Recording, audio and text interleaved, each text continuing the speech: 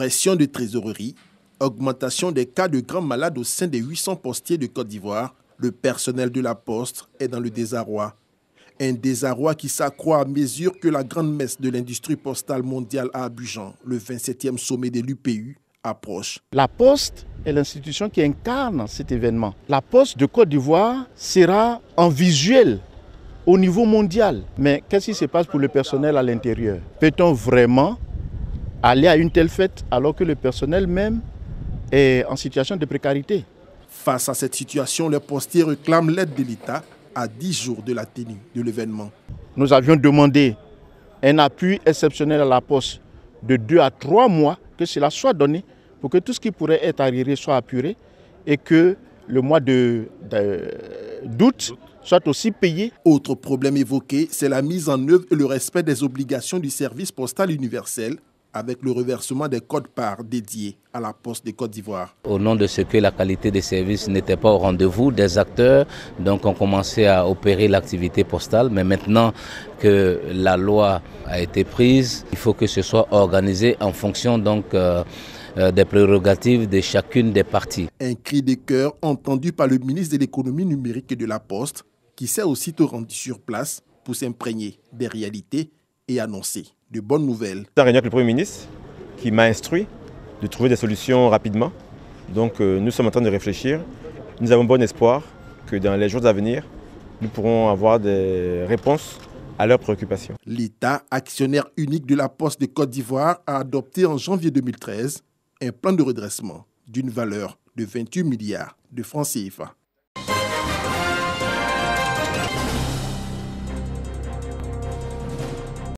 Cela fait partie de la stratégie de viabilisation du débarcadère de Loko-Djoro. Améliorer l'hygiène et la salubrité sur les plateformes pour l'ensemble de la chaîne des valeurs, en particulier pour les coopératives. Les acteurs, en l'occurrence les marailleuses, ont décidé de s'impliquer fortement dans cette bataille que mène le gouvernement.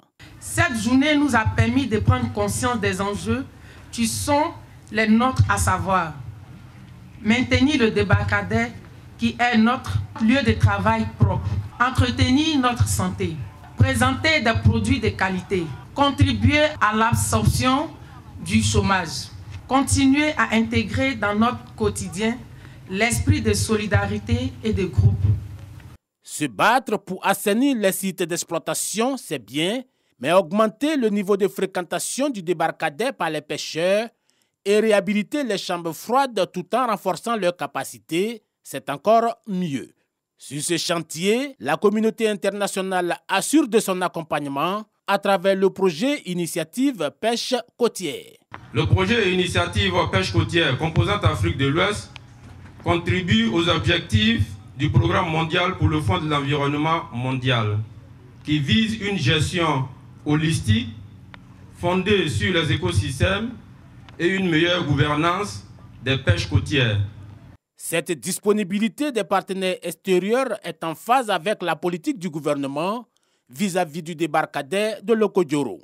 Je félicite les différentes sociétés coopératives du secteur halieutique en activité sur le site du débarcadère Mohamed VI de Loko-Djoro et surtout ces dynamiques femmes qui ont cru avec nous en ce pôle de développement. D'une capacité de 20 000 tonnes supplémentaires pour le marché abidjanais, le débarcadère de Loko-Djoro tourne aujourd'hui à 5% de ses capacités.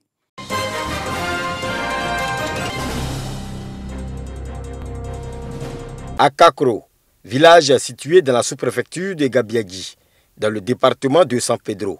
Ici, à l'instar des autres villages, beaucoup de plantations de café, de cacao et d'EVA ont été créées, détruisant au passage les forêts.